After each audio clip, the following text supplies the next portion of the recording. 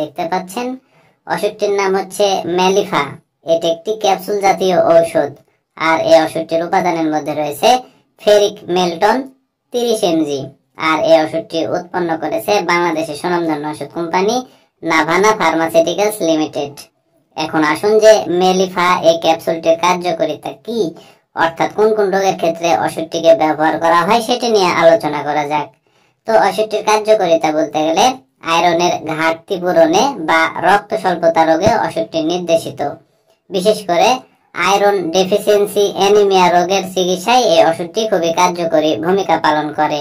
আমি যদি এক কথায় বলতে যাই তাহলে এইভাবে বলা যেতে পারে যে মানব দেহের আয়রনের ঘাটতি বা রক্ত স্বল্পতা দূর করতেই মূলত ওষুধটিকে ব্যবহার করা হয়।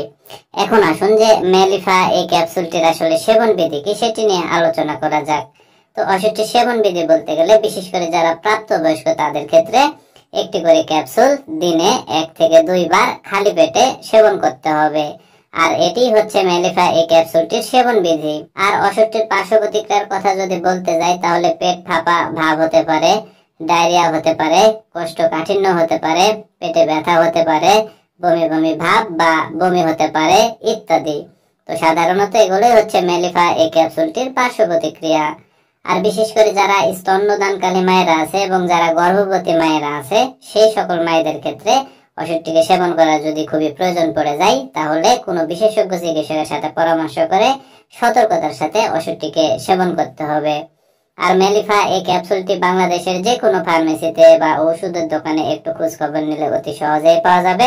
আর ওষুধটির দামের কথা যদি বলতে যাই তাহলে 30 mg প্রতি পিস মেলিফা ক্যাপসুলের দাম বা মূল্য মাত্র 11 টাকা। তো বন্ধুরা, যাদের শরীরে আয়রনের ঘাটতি আছে বা রক্ত স্বল্পতার সমস্যা আছে সেই সকল রোগীরা কোনো চিকিৎসকের সাথে পরামর্শ করে মেলিফা এই ক্যাপসুলটিকে ট্রাই করে দেখতে পারেন। ইনশাআল্লাহ ভালো রেজাল্ট এই ওষুধ থেকে আপনারা পেয়ে যাবেন।